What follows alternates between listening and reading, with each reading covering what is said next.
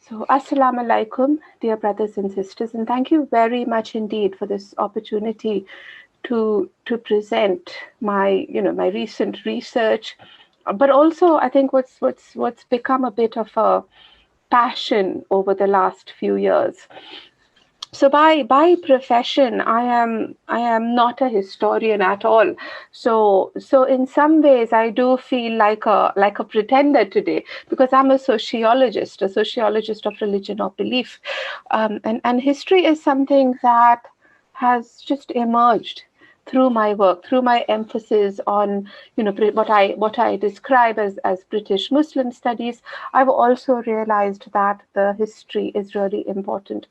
Um, and I'm going to kick in straight into this session then, because through my work, a lot of my work has emphasized young Muslims. A lot of my work has emphasized activism around equality law, for example. I have also done a lot of work around how Muslim women are represented in wider society. And I talk a lot about the stereotypes of Islam, everyday life, stereotypes in relation to women, stereotypes in relation to our faith.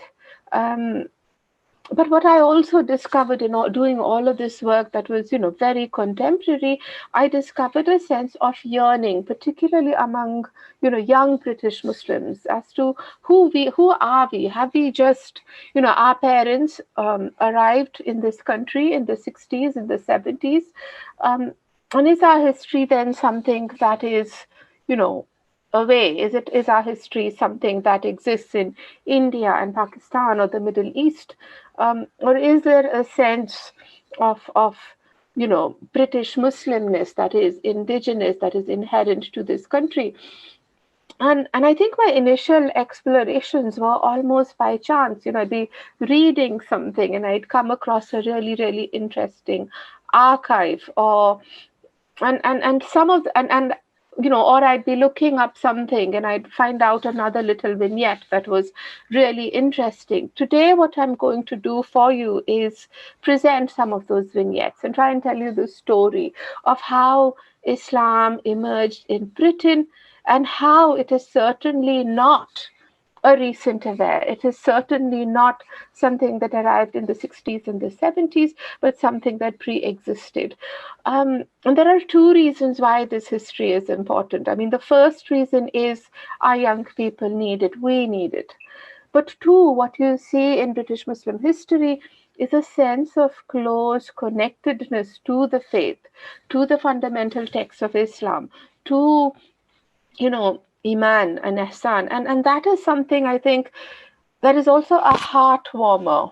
And that also inspires us to continue to live in the midst of what can be, sometimes a challenging world, but often a world that's welcome and full of opportunity as well. So let's go straight into this then. Um, Now, the first bit that I wanted to talk to you about was, you begin when you're looking at history, and throughout history, over the last 1,000 years, you begin to see pepper pots, little sprinkling of how Islam has engaged with British society. Now, I want to start, and some of you may have come across this, the gold dinar of King Offa. Now, Offa was a king who lived in the 700s. He was ruler of Staffordshire, which is not far from me here in Coventry. And in Rome, somebody uncovered this coin, and you can see the back and the front of the coin. In the front, it bears King Offa's name, and it says Offa, Rex for king. And at the back, you can see the Shahada. Now, this was in the 700s.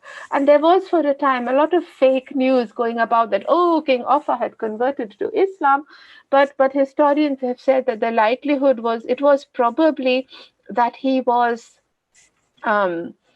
trading with a Middle Eastern king, and he decided, because the dinar at that point was like the dollar today, he decided he was going to copy the dinar, and this is King Offa's dinar.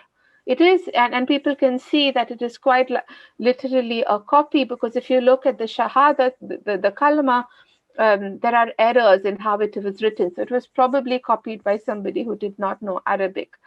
It ended up in Rome because at some point King Offa decided to gift something to the Pope, and this coin was part of the gift.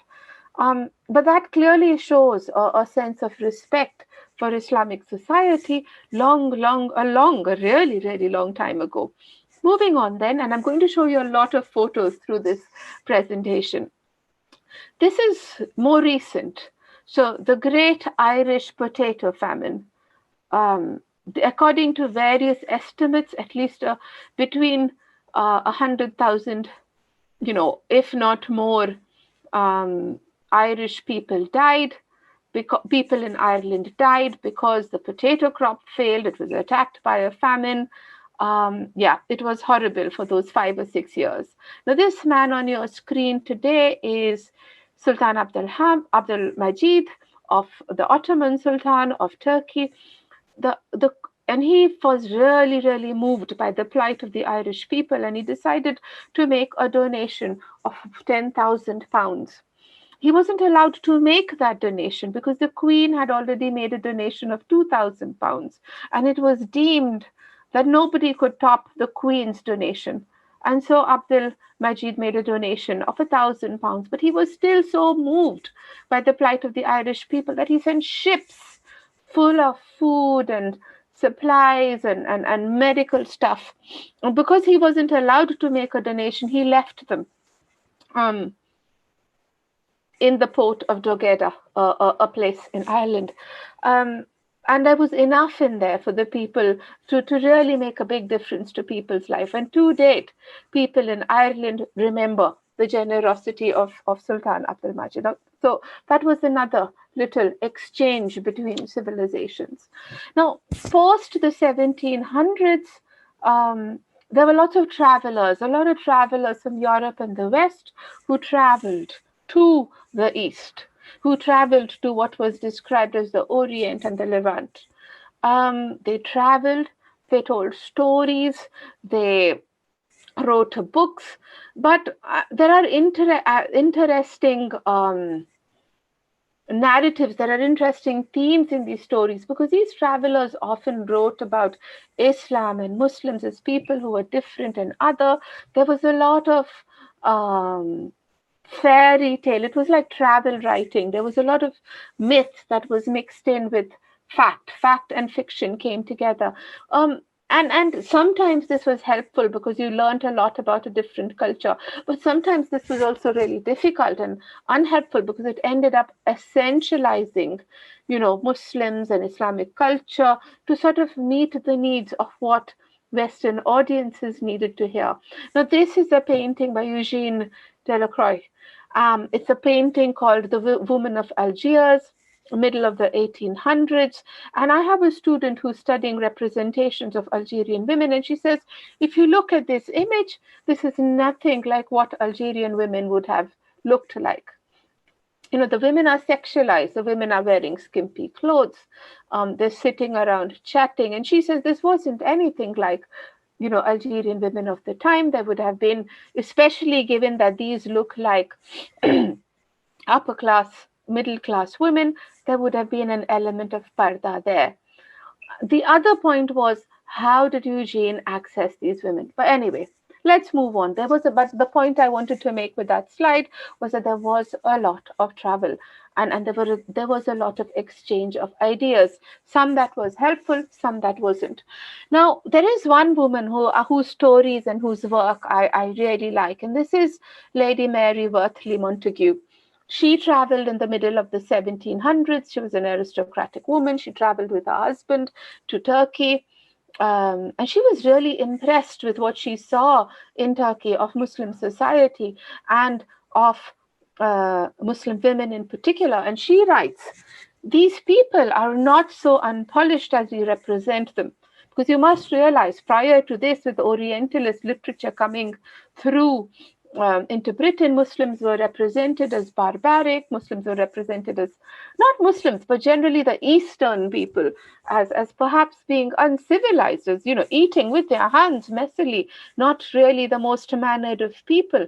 But when Lady Mary Wortley Montague went and lived with them, she says these people are not so unpolished as we represent them. This is true that their magnificence is of a very different taste from ours, but perhaps it is of a better. Now, Mary Wortley Montague had the opportunity, because she was a woman herself, and there were very few female travelers then, she was able to engage with the Turkish Muslim women. And she writes in her letters, she says, I don't understand how those men have been representing Muslim women as sexualized or as exotic, or on the other hand, as oppressed. And as golden, gilded birds in golden cages. I don't know where they are getting these ideas from, because all the Muslim women I know, they do practice segregation of the sexes, and they certainly would not have met a random Western male traveler. So she questions the veracity of these people's stories.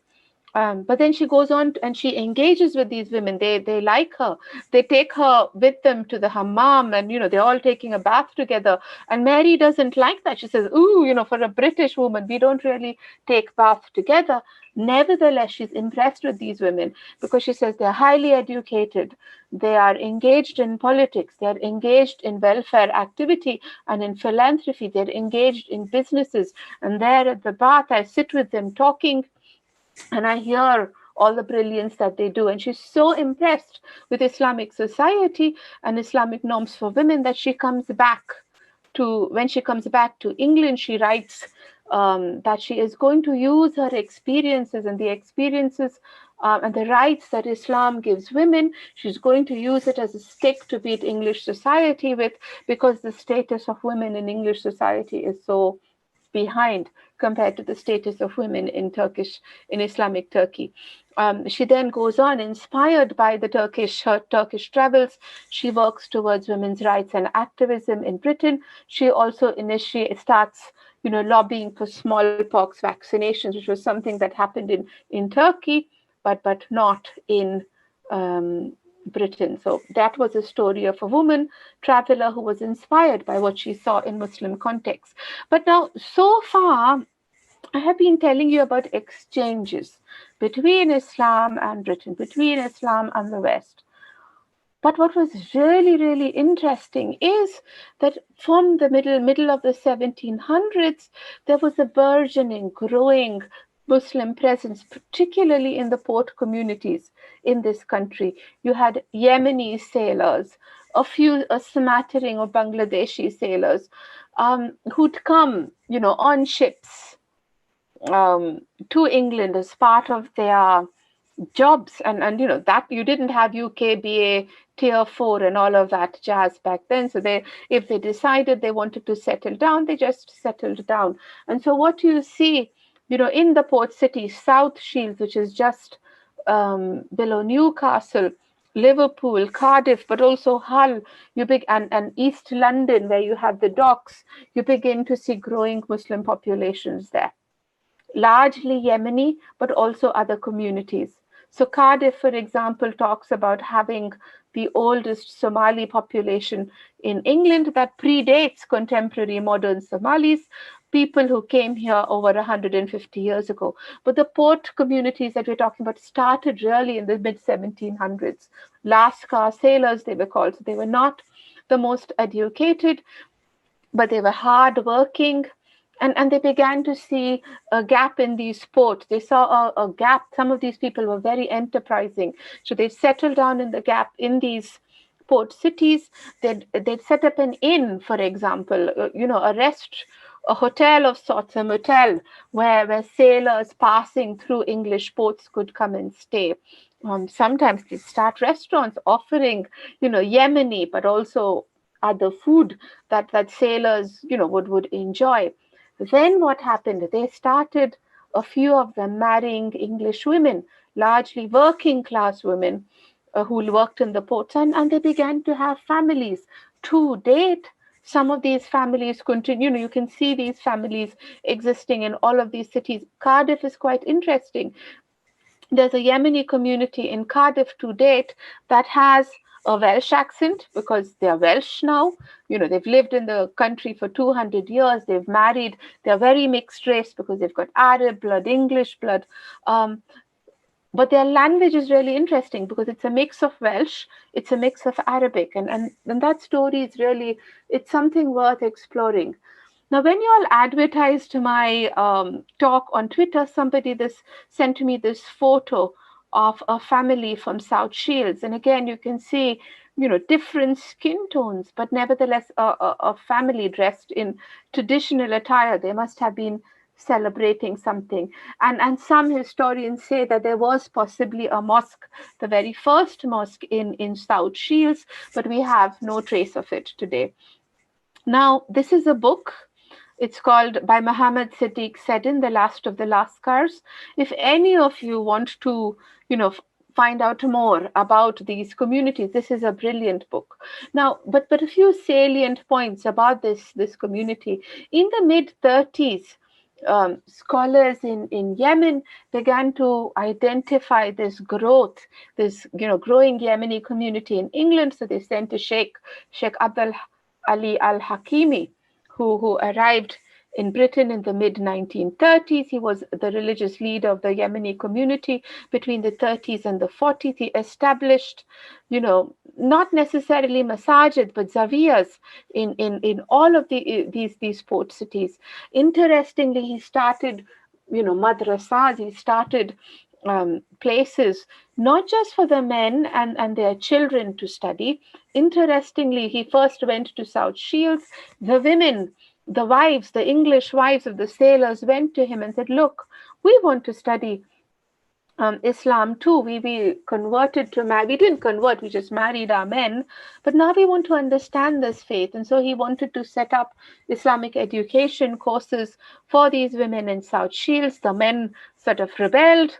And the Sheikh was really angry, so he moved to Cardiff. In Cardiff, he was allowed to set up courses for these women. And these women say, before the Sheikh came, we felt that we were only Arabs, only Arab wives. They didn't have a sense of connection with the wider Islamic Ummah. But after he came, we felt differently, we felt better. We had our own religion and our own priest, and we were really, really proud of it. And I think this is an image with Sheikh al-Hakimi leading a procession, possibly for Miladun Nabi, but I'm not completely sure. This is a picture of some of the Yemeni wives. They almost look like nuns. They're in traditional attire. And there's another image of these women where they are wearing, niqabs and their faces are covered. And for a long time, people used to say, oh, these women married into Muslim communities and they became oppressed. And look, they're wearing niqabs and they're completely covered.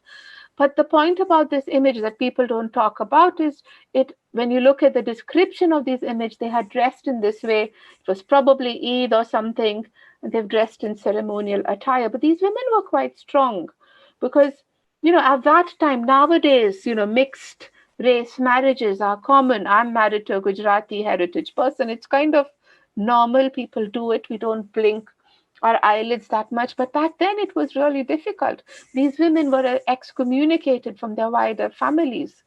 Their children were called half-bloods, which was a really, really derogatory term. And people used to write about how the English race is being mixed up by these degenerates. And these women dealt with all of this. And these women weren't, posh. They lived in the port towns, which weren't very nice at all. They were rough people. They lived in the rough parts of town and they supported their husbands and they helped run these cafes and these inns. I'm about to speak to one of these women's sons who's in his 70s himself, and he's going to tell me about these women. But when you try and uncover these women's stories, they and their men were both really strong. But there's a lot more to tell you, so I'm going to move on. Now, in addition to the port communities, there were two more communities that began to Muslim communities that began to emerge. The first one, and it is really significant in British Muslim history, is the Liverpool Muslim Institute, which was at 8 Braham Terrace, West Derby Road, Liverpool. It was the first mosque recorded on this hallowed ground, if we may call it that. It was set up by the one and the first and the only Sheikh ul-Islam of the British Isles, Sheikh Abdul Hakim Murad. Not Sheikh Abdul Hakim Murad, I'm mixing up. Sheikh Abdullah Quilliam. Apologies. Now, this is the inside of the mosque. This is the outside of the mosque as it looks like today. And it is still, alhamdulillah, a mosque. And this is Sheikh Abdullah Quilliam. Now, he was a Manx man who lived on the Isle of Man. He was a great speaker for the teetotaler movement, the movement that sought to, because he could, before he became Muslim, he could see, because Liverpool was a port city, and he could see the ill effects that alcohol was having on people in that community, on sailors in particular. And he was there was a movement in Liverpool and a number of other cities called the temperance movement, which was sort of anti-alcohol. And he was a big speaker and a supporter for that movement. He then began to encounter Islam through his travels, and he converted to Islam.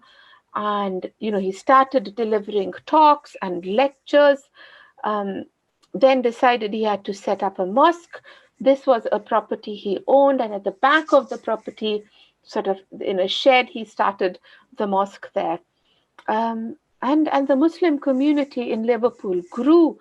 The Turkish, there were so many lectures he was giving because he was very keen that it had to be about, both improving the behavior of Muslims, but it was also about dawah, about talking to people about faith, about dismantling stereotypes of Islam.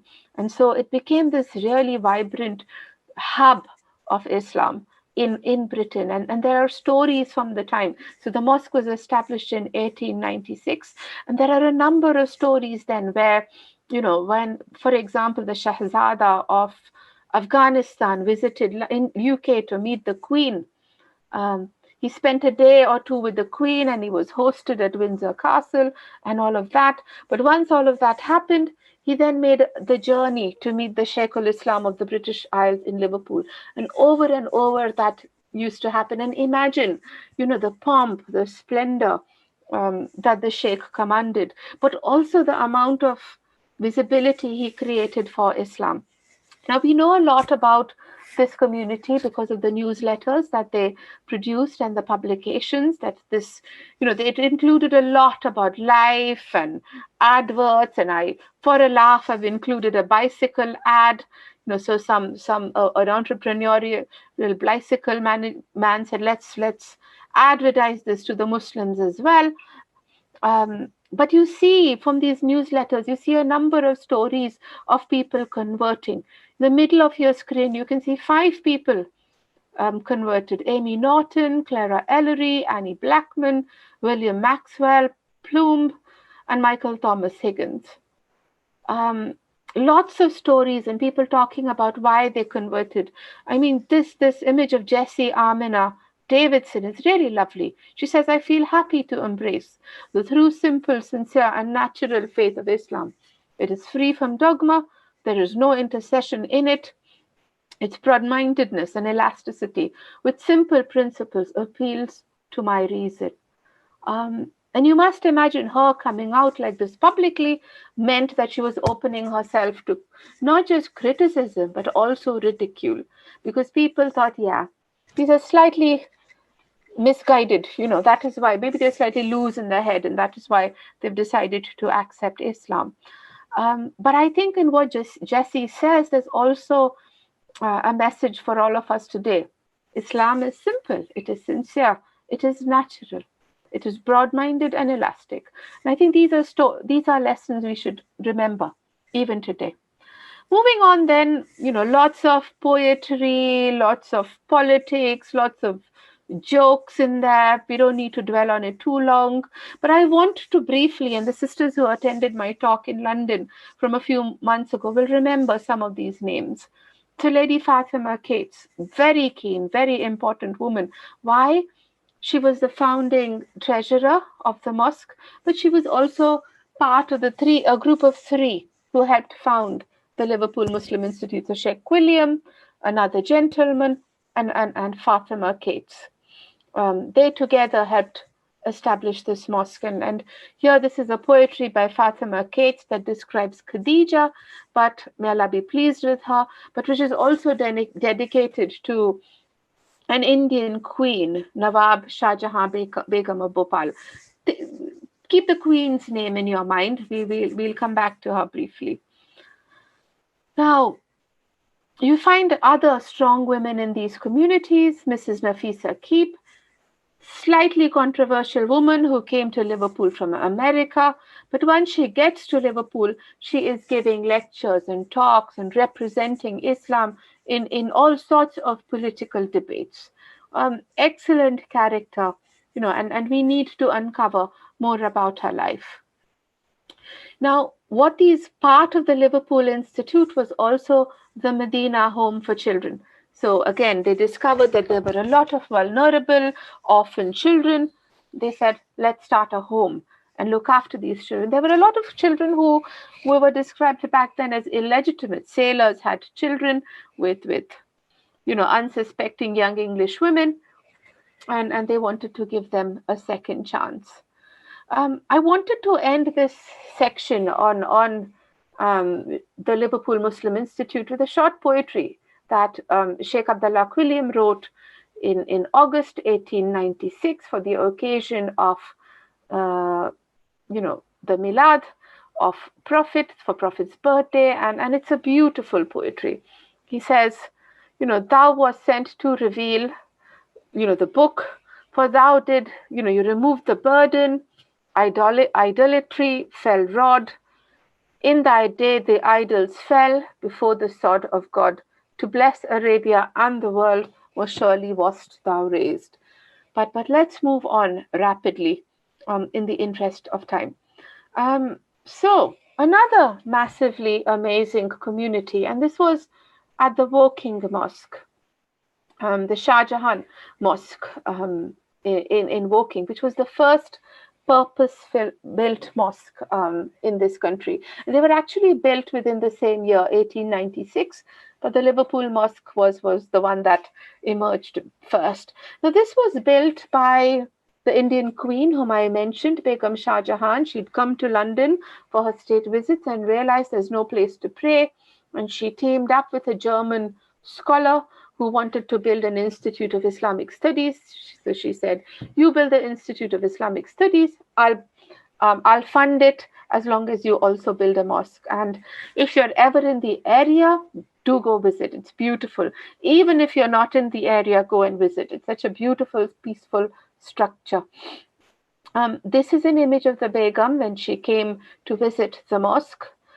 And we know about this mosque because, again, of the archives and the history and the newsletters that they've left.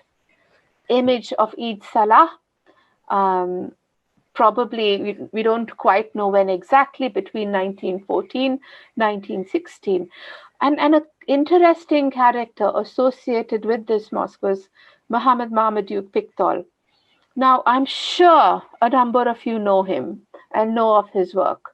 When I first accepted Islam, all those now nearly 25, 30 years ago, the Quran that my mother bought for me was translated into English by this man. And what is really interesting about Muhammad Marmaduke Pickthall's translation is that it was the first time that the Quran was translated by somebody who believed in it.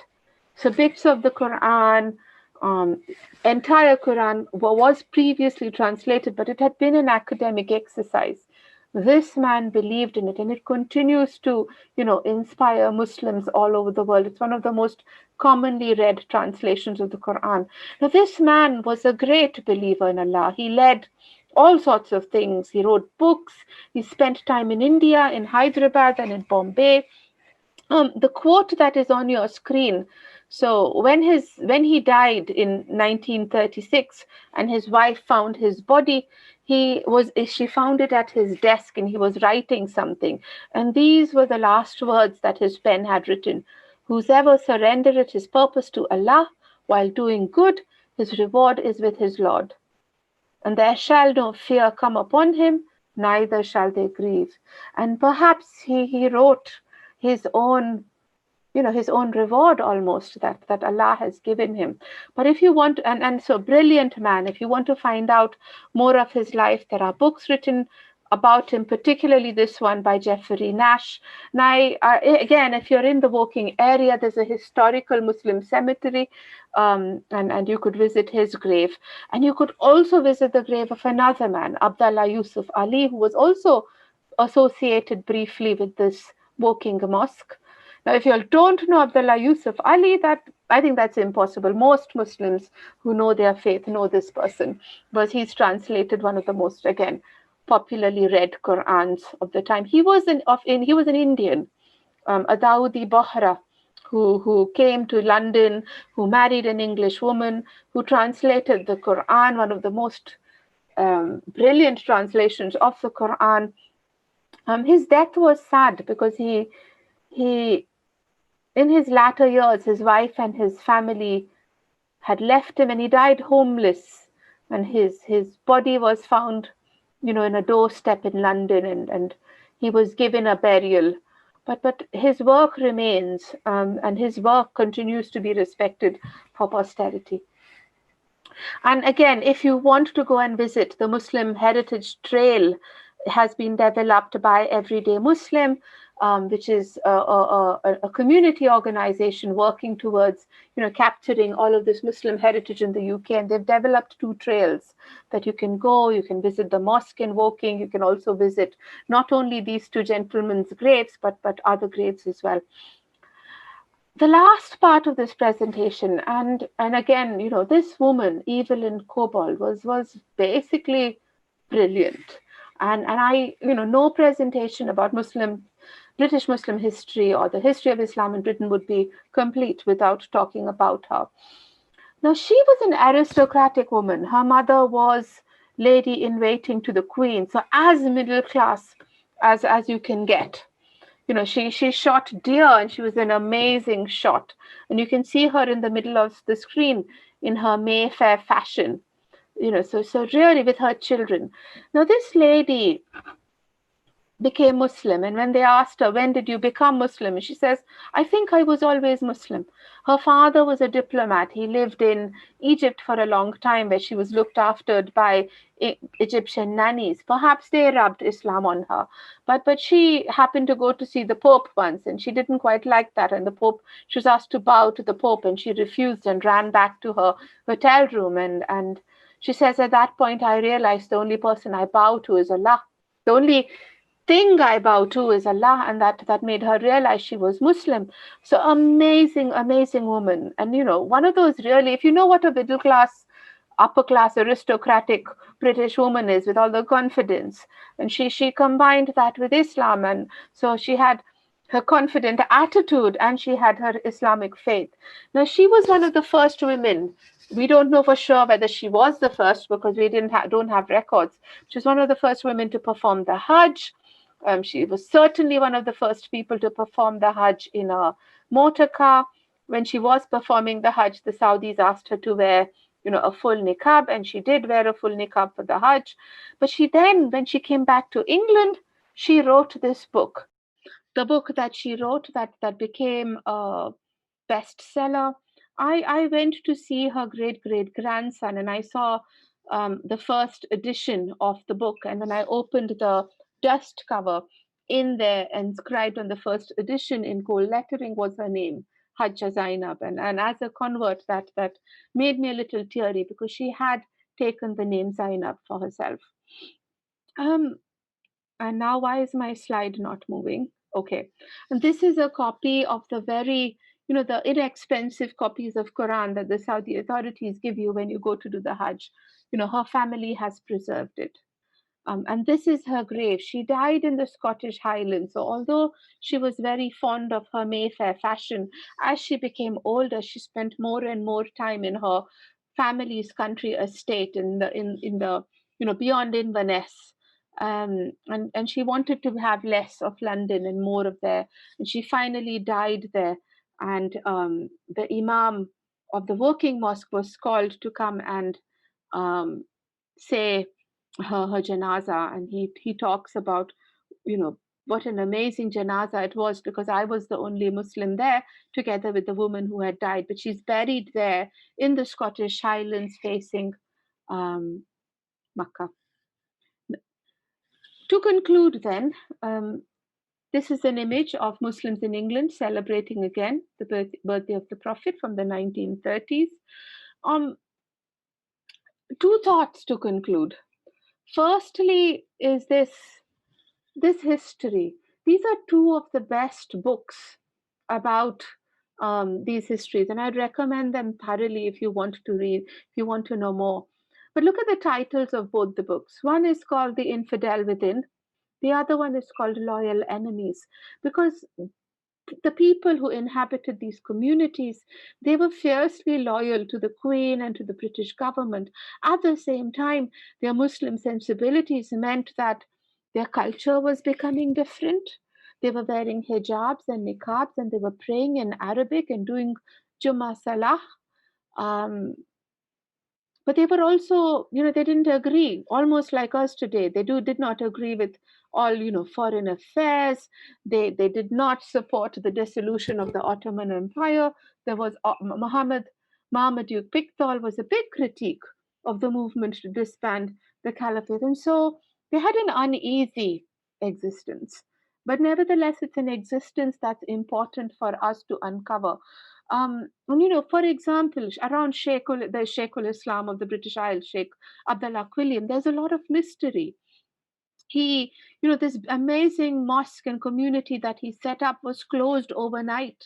There was he was a solicitor by trade, and there was a case put on him that he tried to manufacture evidence against in a divorce case. And overnight he went to, and we don't know whether he was persecuted and he ran or whether somebody threatened him. He said, I'm going to Turkey because the Ottoman Sultan has invited me. He went overnight, and then a few days later, his family followed. Before his family followed, his older children burnt a lot of records, destroyed a lot of records within the mosque.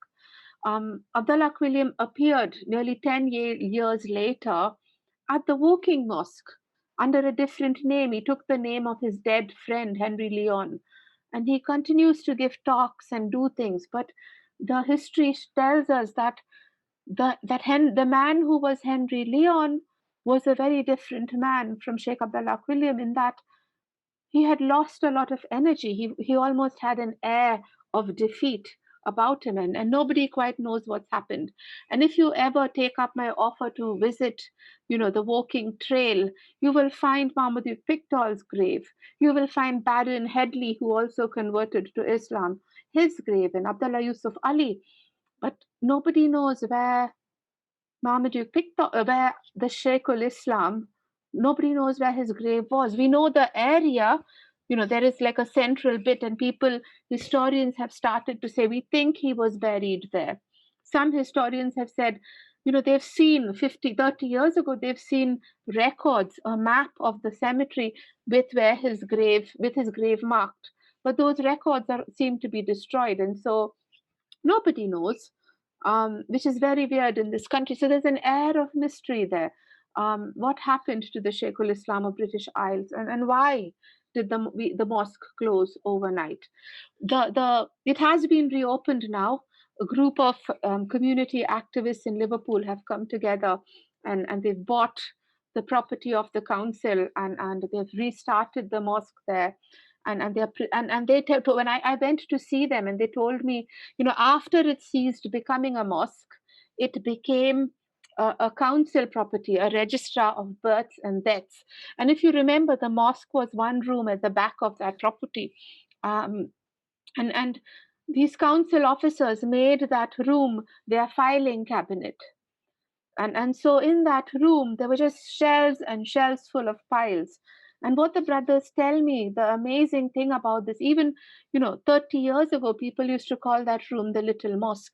And he says, because it was their filing cabinet, there was nothing impure in that room. People never drank alcohol, nothing other than files being stored there happened, and they're now preserving that. And if you go to Liverpool and if you ask them nicely, they let you can pray in the mosque building next to it, but if you ask them nicely, they take you for a tour and you can see the old mosque as well.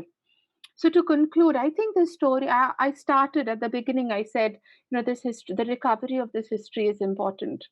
And I cited two reasons, but I think this history is also important for so many more reasons. It gives us the sense that Islam in Britain existed for much longer. It's a history that needs to be taught in our schools, in our universities, because it's a history that is inclusive. Um, it's a history that is contested. People, interpret it in different ways. I am, certainly very interested in uncovering what women did. Other scholars want to uncover religious aspects of this history. But despite the contestations, it is ours, it is here, and now we continue to make it. Now, I've only spoken to you today about the pre-war history. But even with the droves of migration, the people who came here, the 60s and the 70s, those stories are pretty fascinating as well. But that's for another day. So thank you very much for listening to me. I hope you liked my stories today.